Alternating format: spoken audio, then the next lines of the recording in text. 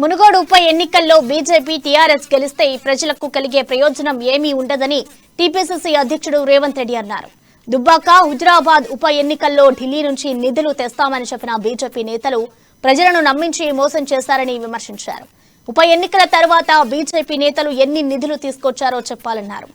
ఎమ్మెల్యేలు రఘునందన్, ఈటెల రాజేందర్ వారి నియోజకవర్గాల్లో ఎంత అభివృద్ధి జరిగిందో చెప్పాలని, వారు తెచ్చిన నిధుల లెక్క చెప్పాలని డిమాండ్ చేశారు. ప్రశ్నిస్తున్న జనాన్ని రాజగోపాల్ రెడ్డి బెదిరిస్తున్నారని, ఓటు అడుక్కోవడానికి వచ్చి దౌర్జన్యం చేస్తారా అని ప్రశ్నించారు. మునుగోడులో కాంగ్రెస్ గెలుపు చారిత్రక అవసరమని రేవంత్ రెడ్డి పేర్కొన్నారు. ప్రభుత్వం నీకేమన్నా ఇచ్చిందా?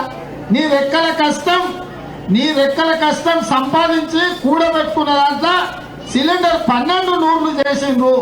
4 నూర్లు ఉన్న సిలిండర్ 12 నూర్లు చేసినందుకు బీజేపీని కోటేయాలనా? 60 రూపాయలు ఉన్న పెట్రోల్ 110 రూపాయలు చేసినందుకు వేయాలనా?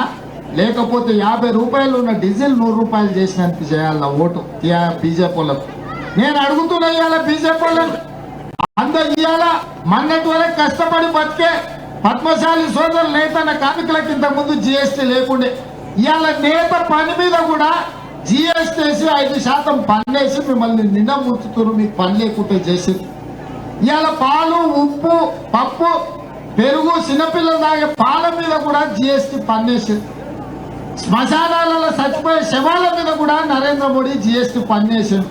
బతుకున్న మనల్ని కాదు, సచ్చిన శవాలను కూడా బీజేపీలు వదులుతలేరు, పన్నుల రూపంలో దోసుకుంటారు. అందుకోసం బీజేపీ కోటేయాలన్నా? మీరు ఒక్కసారి ఆలోచన చేయండి.